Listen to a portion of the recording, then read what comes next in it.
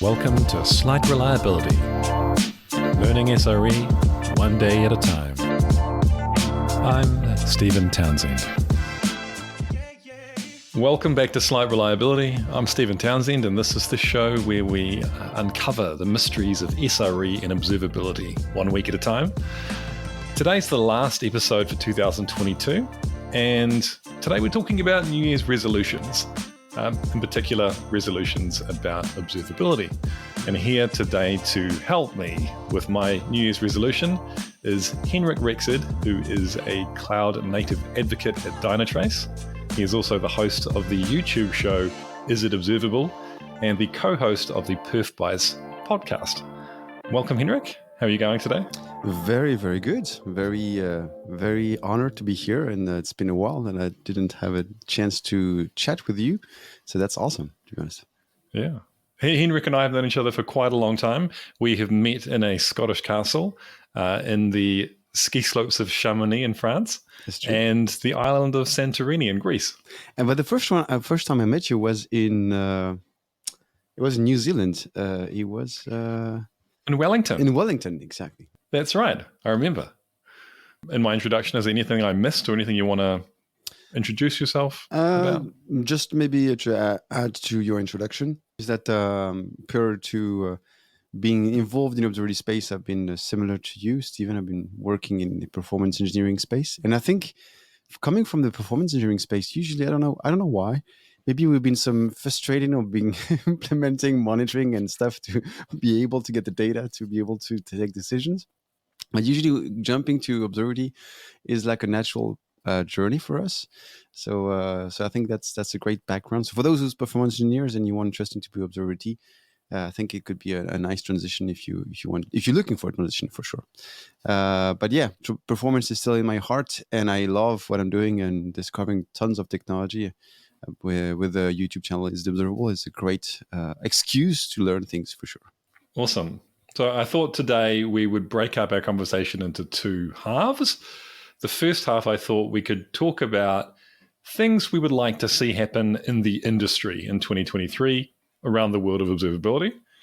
And we've bounced some ideas around before this episode. And one of the things you mentioned, which is really interesting to me, is you were hoping to have a unified query language that the community can rely on. And I was curious what you meant by that. Is it a query language for all telemetry data, so metrics, logs, and traces that maybe every tool can consistently use? Can you elaborate on that? Yeah, I mean, if you look at the project OpenTelemetry, as of now, we are mainly focused on building measurements, building telemetry data, and then push it somewhere. So I think now the project is going very well in that direction, and it's very promising, and I love it what's happening on the market. But there is another thing that will happen soon is once we have the data, so we were able to produce data which is agnostics without any vendor libraries in our code, which is fantastic. But then we have our way of visually seeing the data in our dashboards. And at the moment, if I use one product, like let's say Grafana, I will use probably LogQL, PromQL, and others. Then if I jump to another solution, such as Dynatrace, I will use DQL, so the Dynatrace query language. And every single language, Lightstep has their own, Honeycomb has probably their own.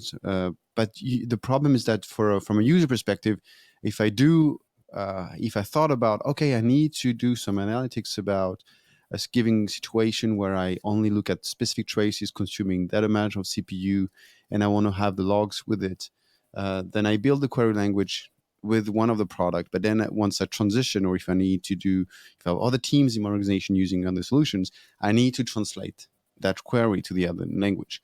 So I think it would be very beneficial for all the users that we somehow build a unified query language, and we agree between all those vendors saying, okay, so for the metrics, we can, if PromQL is the standard and everyone is used to PromQL, why don't we rely on PromQL? I mean, I have nothing against it, but the idea is that building that standard, so then we can have like a standard way of querying the data out of those observability solutions.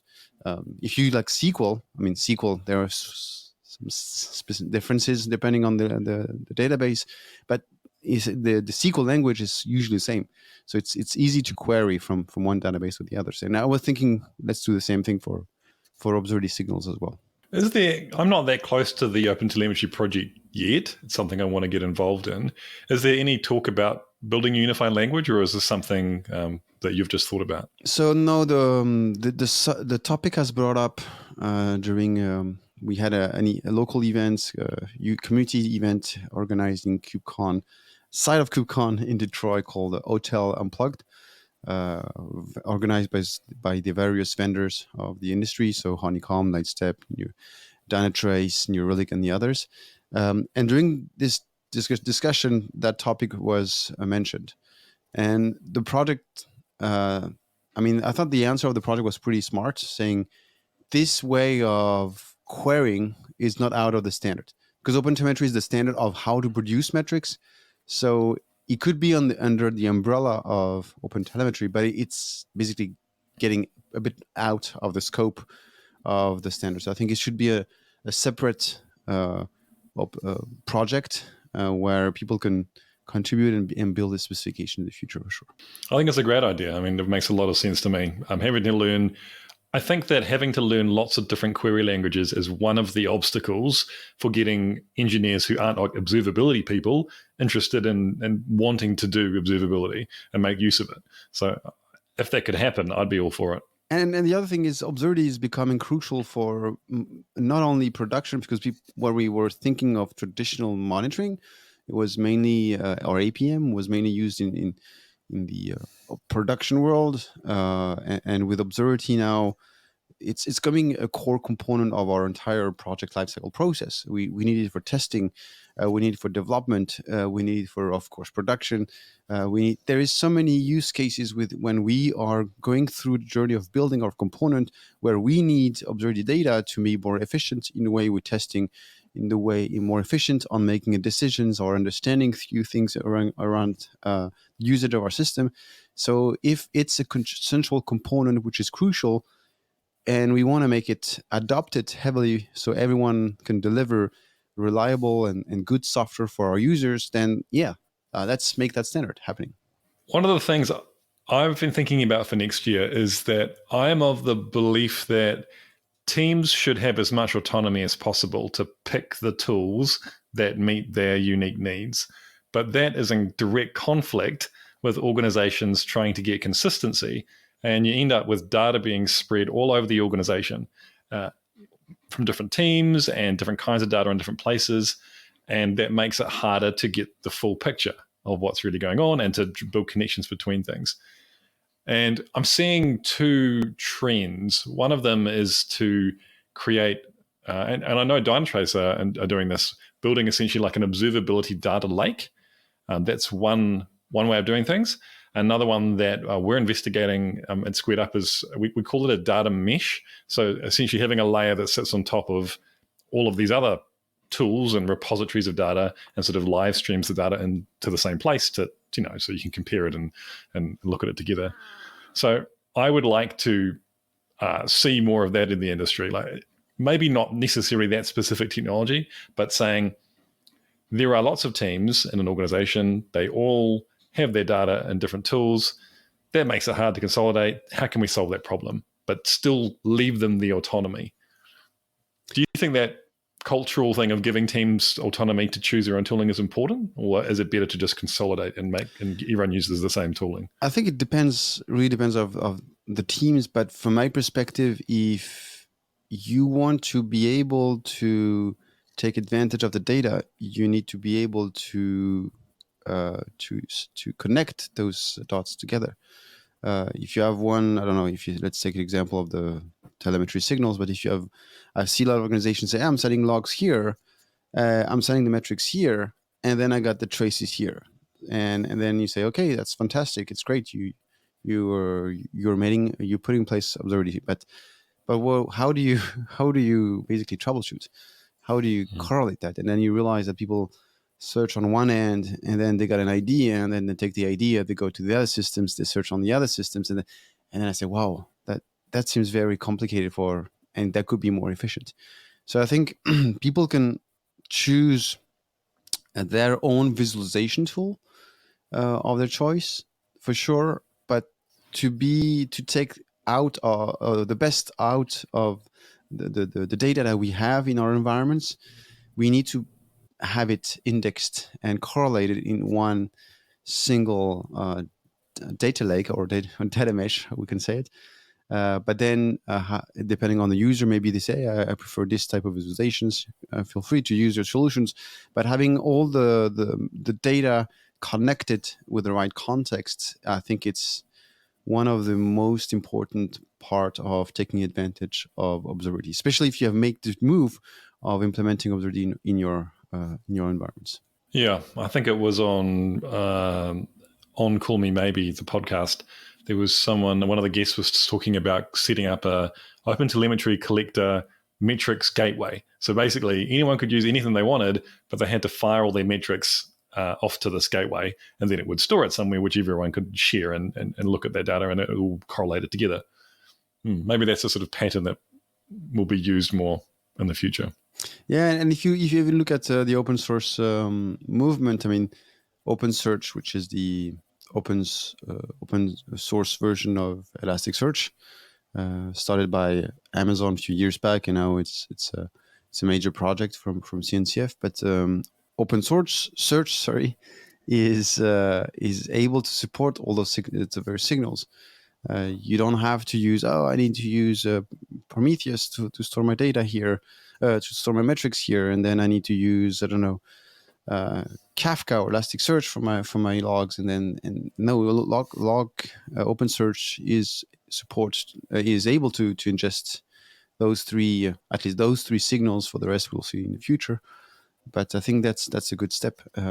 Separating the signals again, due to the nature of OpenTelemetry, where you have a context in when you're building the measurements, which means you have the ability to connect several signals together because you're producing them at one single moment in one single location of your environment.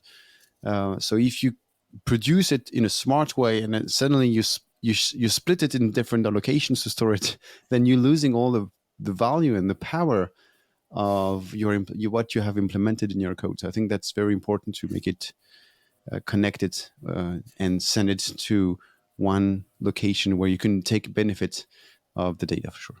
I think there is a way to do it, still having those things distributed in different places by keeping track of metadata. But yeah, it's challenging. And either way, both of those ideas solve the same problem. I was curious about your thoughts. You were talking about agentless solutions. What do you mean by that?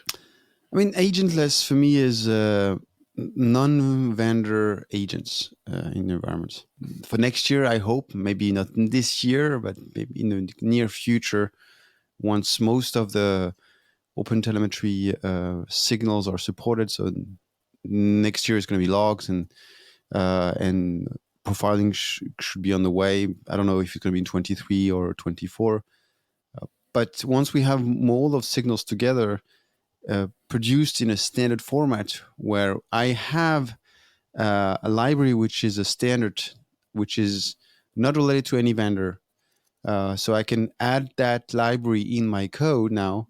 And when I'm building a business process, I have the freedom today to say, now that this library is agnostic, and which means I don't have in the future to remove that library and make a lot of change to remove that library, I can start teaching developers or teams saying now within your component you can start thinking of business metrics. So I'm making a payment process, and within that payment process maybe there are a few KPI that are relevant from organizations, and now through the code perspective I can start building those metrics and I can start pushing those metrics back. And this is great because we are not locked to any vendor library. And if I code, I don't see any impact in the future of extra work if for some reason we decide to change our observability backend. And that's fantastic. So by agentless, I'm more referring on utilizing the OpenTelemetry standards provided by the community. So then we can basically enhance and extend the observability, and we even customize the observability, like I mentioned with metrics, for example. How stable is OpenTelemetry right now? Like, is there any risk at the moment? It's not an official standard yet. So is there any risk that if you invest time in and instrument your code, things might change still and you'll need to update your code in the future? So Traces is stable since more than a year now. Metrics, I would say for all the major language, it's stable. There are, I don't remember the 2 or 3 language as of now, which is alpha or beta release, but it's less popular language than the one that currently supports in terms of metrics. Logs, like I said, is the spec is GA and the implementation is on the way. So we should expect it to have the logs in most of the common language, potentially in maybe Q2 23. And the spec for continuous profiling is currently under constructions. So of course, this means that we will have the SDKs and the various libraries available probably, and maybe end of this year. That would be fantastic, or end of 2023. That would be fantastic, or even the year after. So now, if I'm building metrics, I know that it's fairly stable. There are a few changes that will happen more on the trace propagations, but again, it won't impact so much on the way I'm building my signals. There are a few working groups more on related on extending the real user monitoring. So as of now, there's a POC, or there's a alpha release of using real user monitoring, but it needs to be rethink for sure, especially on the way you're going to send the data back to the backend. You cannot. Probably the protocol currently utilized for OpenTelemetry is not well designed for browsers.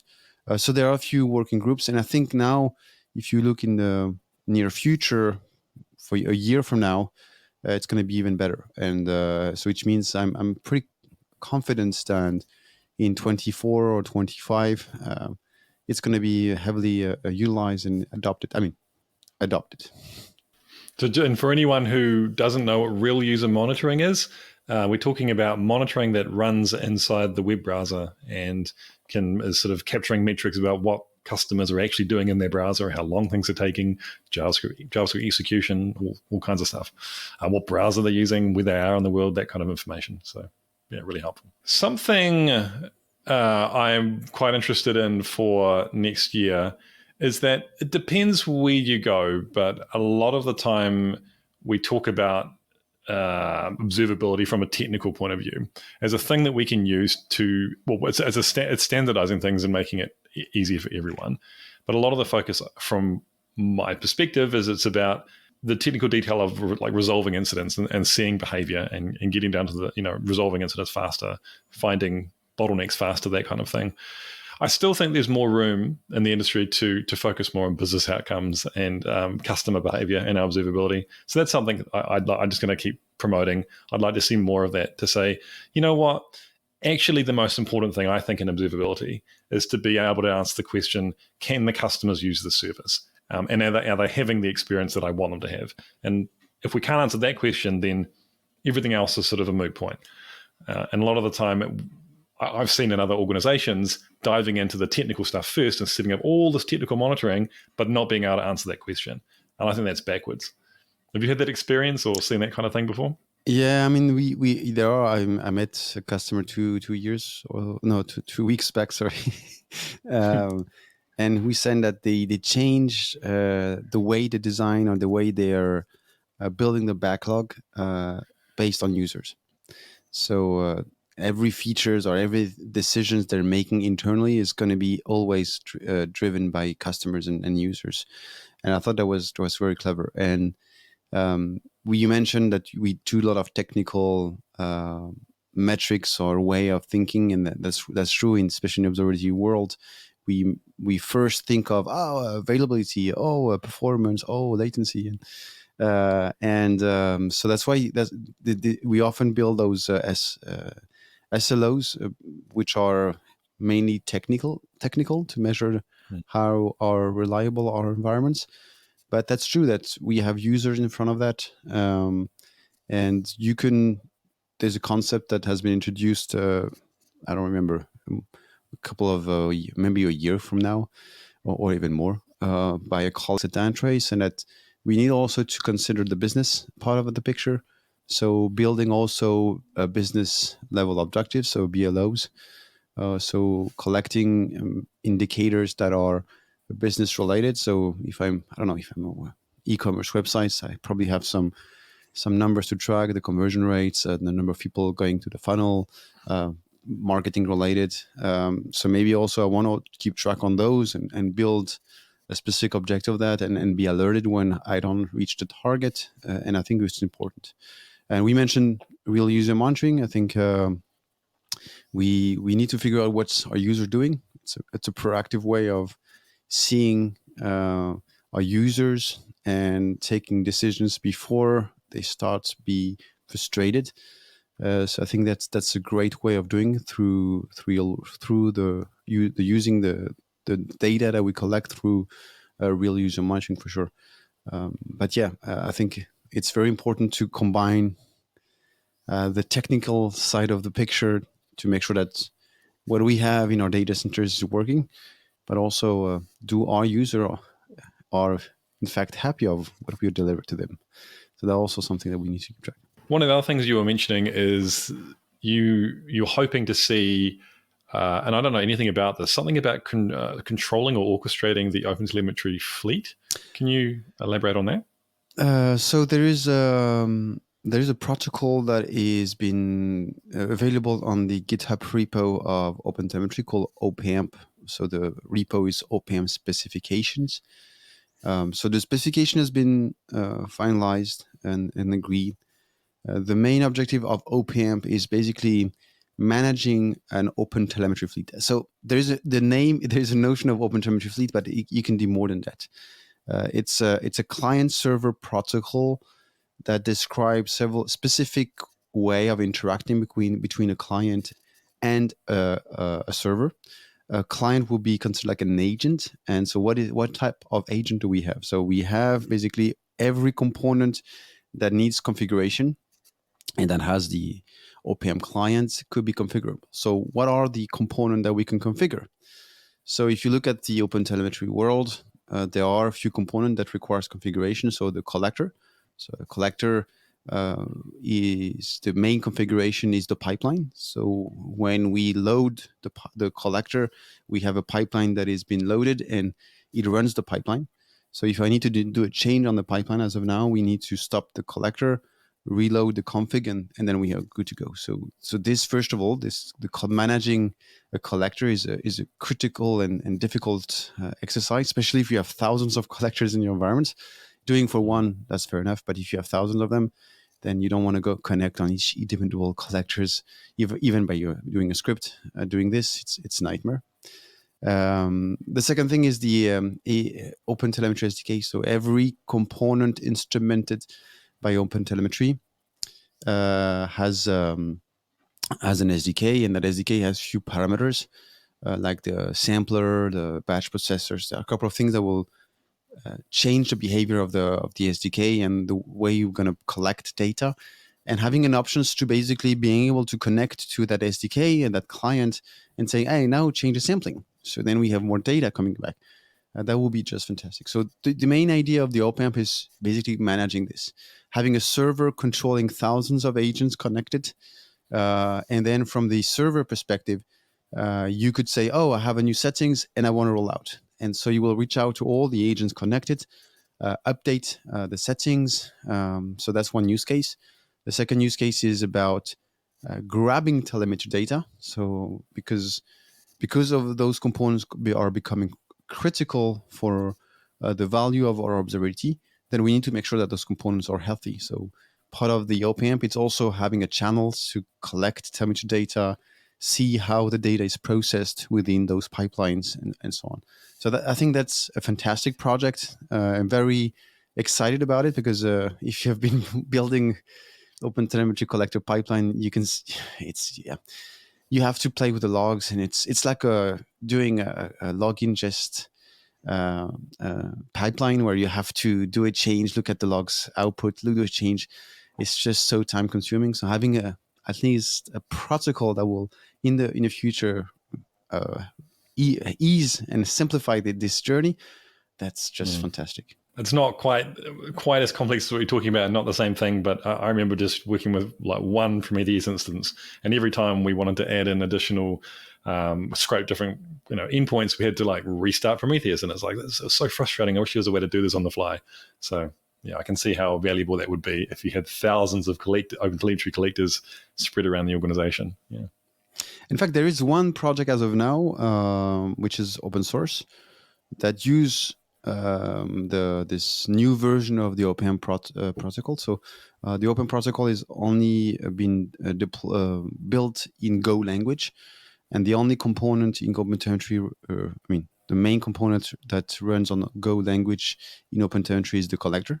So there is a project called BindPlane.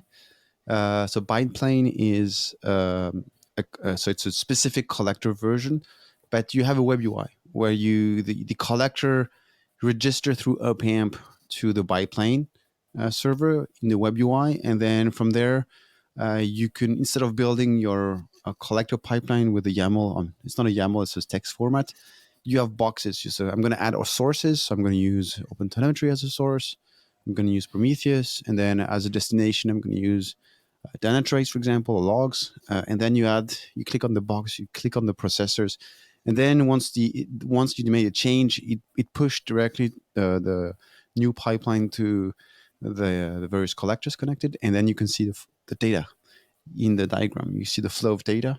And when I would just use that first time, I would say, oh, I love it. That sounds amazing. The last thing around the industry that I was thinking about is going back to my performance engineering days. Anyone who's listened to me for more than 1 or 2 years will know, I've always was a massive fan of analyzing raw data. So in the world of telemetry, we're talking about logs, sort of events, and plotting, more scatter plots of all these different points and what's happening. Because I think from my experience working with SREs, I don't see a lot of that. I see lots of metric aggregation and just traces, but not a lot of actually plotting of raw data and seeing patterns in behavior. And I think there's a real missed opportunity there. And I know that it's pretty hard if you're in a big scale application and you're doing thousands of requests per second to plot them all and to see what's going on. But I still think there's a place for it, and I'd like it to be less niche in the SRE community. So I thought about that problem and that challenge, to be honest. So by controlling the amount of data that we're pushing to the Observability backend is due to the sampling. Like I mentioned before, OPM can control that. As of now, if you look at most of the Observability solutions that manage their proprietary agents, like Dynatrace, basically we are changing the sampling based on what we see on the data. If we see that everything is normal, then we have the same type of patterns going on, then we don't need so much data. We reach out to the agent and say, hey, you can drop the data now, send us less data. But when we see some pattern that's changed and we say, oh, this is not usual, then so the server reach out to the agent and say, hey, now give me as much data as possible. So then we have the data back, and we can basically be able to analyze if there is, of course, an issue. And I think now with this OpenTelemetry movement, I was thinking specifically for testing. In fact, either the Observability Solutions has now analytics in the top, and then with all that data, we can start pointing out what should be tested, how you should test it, also for analyzing perspective. But then also having the options maybe to say, hey, I want to switch now because I'm doing some, performance engineering tasks and I need more data. So I want to switch it to get as much data as possible. Because at the end, we need to control that. Why? Because, managing, as a customer saying, they are sending 4 gigs per minute just for logs. If I start doing, I want everything, it's just that, yes, you could probably, most of the solution will deal with that, but that will come for a price. So there's always a balance and say, what do I actually need for the right price? Because if I start having, I don't know, insane data, then obviously there will be charged in a way. I think because storage is always being charged.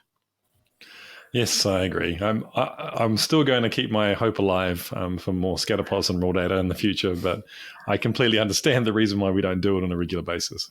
Changing focus a little bit, thinking about things that we want to personally do in the observability space, things maybe we want to learn, new tools we want to use, new processes or ideas we want to explore. I know you've been talking a lot about OpenTelemetry, which is something I don't know very much about. I actually spent the first time today, I spent a couple of hours trying to instrument some JavaScript code on an app that I've got, and I completely failed so far. I have not done very well at all, so I'm going to need some help there. And so that's one thing I want to do is I want to instrument some code and to have custom metrics and traces. The other thing is I want to configure and use the OpenTelemetry collector as well, because I think that's really powerful. Those two things. Is there anything in the OpenTelemetry world that you're interested in exploring further or contributing to? So there's two things I want to contribute that I would like. I mean, if I have the time. The first thing is I want to. I will start before ending this year and resume beginning of next year. We started doing investing in continuous profiling. So looking at more intensively on the continuous profiling space, because I think it's a really exciting also spot in the OpenTelemetry world. So what is continuous profiling? So continuous profiling, I don't remember. Did you do profiling when you were doing performance engineering? I mean, with old platforms, like profiling of code? Yeah. Not really. That wasn't something I did a lot of. No. So when I was doing performance engineering a few years back, you had the options to do continuous profiling when you were actually doing the load testing or the performance testing, and that was super exciting. I remember seeing some sales presentations where you see the load, and then for that user you can see exactly the line of code that slowed down that user. So wow, that's fantastic. But in real life it was not the possible. In real life, when you turn out profiling, everything was freezing. The app was so slow that you were not able to use the app. So you were adjusting the load to do some profiling. Now the profiling world has changed so much. Thanks of the technology eBPF. So for those who are not familiar with eBPF, there is plenty of content about it. But eBPF is a way of running probes on the kernel. So you build a C program that will be attached to a kernel event. So there is thousands of kernel events, syscalls, and for all the language like Go, Java, there are specifically, you can see the instructions at the kernel level, and you can decode to get exactly the line and so on. So eBPF is just a way of doing profiling without having something attached to the thread of the code anymore, because basically you have a listener. So you're alerted once a code has been executed, and then you can basically pull out the data side of like a second thread on your system, so it doesn't really impact the code itself. So the idea of continuous profiling is to basically collect that code perspective, but in a continuous way. So you launch continuous profiling, so it's going to do it on a daily basis. And the idea is that from day 1 to day 2, or I don't know, you have the options to compare. So you can say, there is a change in the stack of code that has been executed from yesterday, for example. And also the most beneficial of continuous profiling is when you troubleshoot. Traces is great. You see that, I have a step in my transaction which is slow, but you don't know why. So this is where continuous profiling will attach actually the stack, the work that is happening to that specific step. So then you go from a trace or a span, and then you jump back to the profiling and say, so now I know it's this CPU instructions, and this CPU instructions is related to that line of code. And this is going to be so powerful to troubleshoot. So I think, continuous profiling is definitely something I want to invest my time in the beginning of next year. And then you had so the next topic I want to address and look at is is basically utilize telemetry data for structuring our test in future. So I think OpenTelemetry being a standard, there's a clear, great opportunity for the testing world to improve the tests based on what we are seeing, adjust the testing strategy, detect patterns that are unusual. So there's so many things because, like mentioned before, we pretty much focus on let's produce signals, let's produce metrics. That's the first step of the journey. But I'm more thinking of the next step where now that we have the data, what are the use cases? How can we help the industry on providing more reliable systems to our users? I heard a use case on the Open Observability talks and podcasts, an older talk. And one of the use cases for telemetry data that had been used was to find out if you had a shared service, which upstream providers were calling it in order to distribute costs to those different providers based on how frequently they made calls to this particular, like a data store, for example. Well, that was quite cool. Yeah, that's cool. Another thing that I found in my performance engineering work, I did a lot with metrics and a lot with logs and events, but not very much with distributed traces. Like I did a lot of that manually. That's my bread and butter work, was manually figuring out where the time's being spent and what's going on. But I'm not really that comfortable and confident with distributed tracing. So this year I've got that on my list of things to do as well. I'm going to get Jaeger going and instrument some code and get it all. You should check out on Trace Test. Trace Test is I think, I mean, I'm not aware of the other tool. Maybe I'm making a wrong sentence here, but I think it's the first testing, open source, at least testing solution that relies on traces. So I think the way they started to provide features for the users is going to change all the tools. I hope so. Because now if you look at how we've been testing and say, I have a test case. I'm doing A plus B plus Z or plus D, and I expect E. So but then we look at the response and do we have E displayed or do we have this in the response? That was the traditional way of testing that we are pretty confident about it. We know that since many years. But now they took to change the difference. They say now I'm doing a specific request, and out of that I'm getting distributed traces.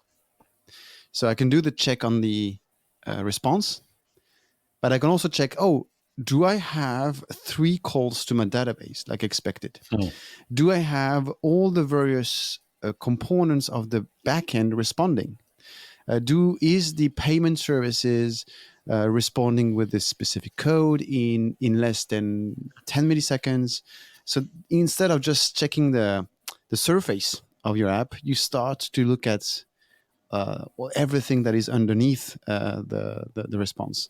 And that is fantastic. And I see so much value when we do synthetic testing.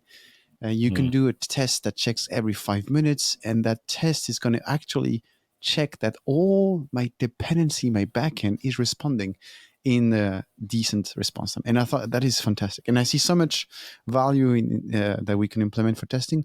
So I'm very excited about looking at that product and what OpenTelemetry can provide to our users. That's very cool, because I know that in an ideal world, organizations would have sort of simplified, decoupled architectures. And the reality is that I've worked in enterprises and government where you've got lots of, say, one customer interaction requires 10 different components owned by 10 different teams. And it's really difficult to coordinate that and to find issues.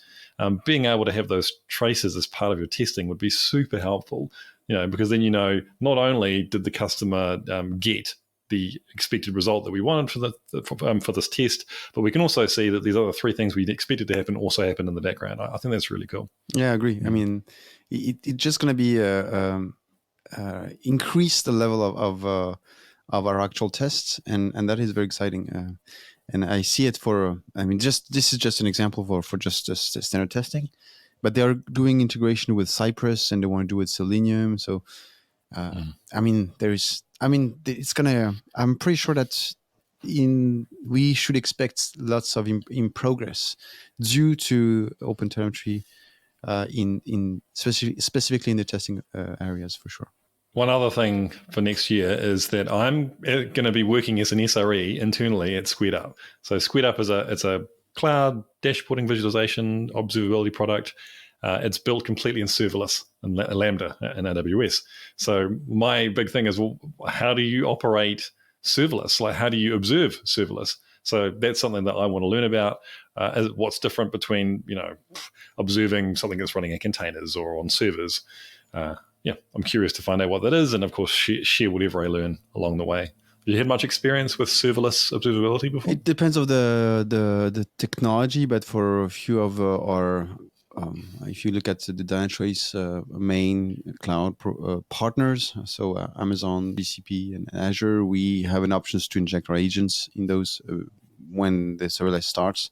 This is how we collect things. But now for most of the new stuff, we do it with OpenTelemetry. So you can, in the serverless code, you can add your OpenTelemetry library, and that will basically collect things and push it. So that's a way of standardizing it in a serverless way. But yeah, that's also a challenging point. And depending when you run it, sometimes you have to understand the logic on how your cloud provider works. But sometimes there is some services that will naturally get the logs, and there you will have to push it and forward it to where you want, and same thing for the metrics. And so it's really specific to each provider. But yeah, there's always a journey about it.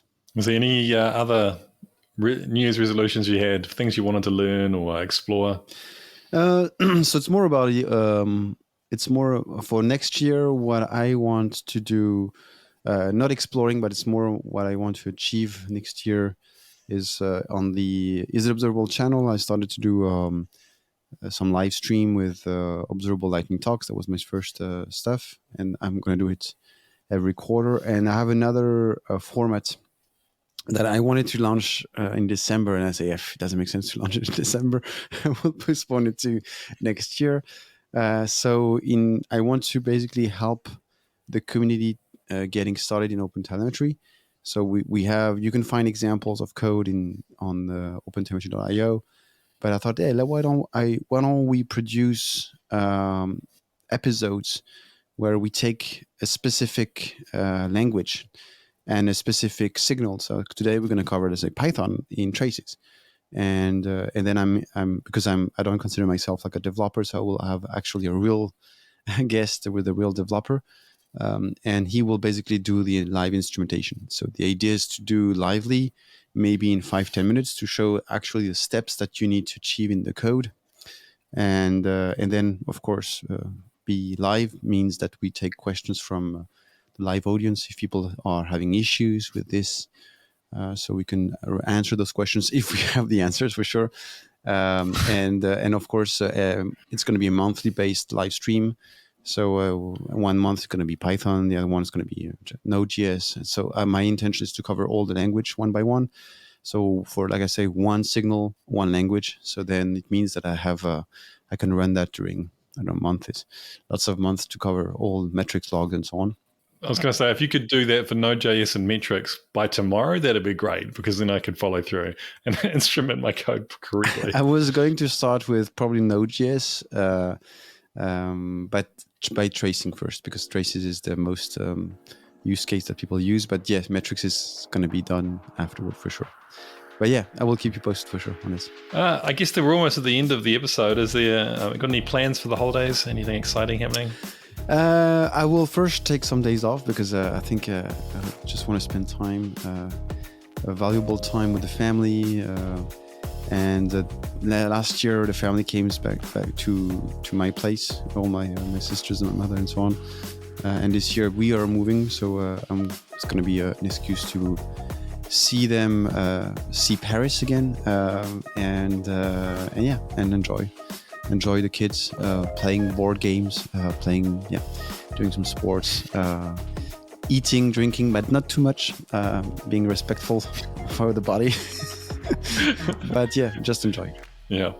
Our family's going to Melbourne, Australia, with my parents as well for a holiday, and my dad and I are going to tick off something from a bucket list, which is to I don't know if the cricket's not a big thing in France, I know, but there's a thing called the Boxing Day Test, which is at the MCG Cricket Ground in Melbourne, and we're going to go and watch South Africa play Australia in the cricket. So that's it's going to be awesome. Thank you so much, Henrik, for coming on the show and sharing your New Year's resolutions for observability.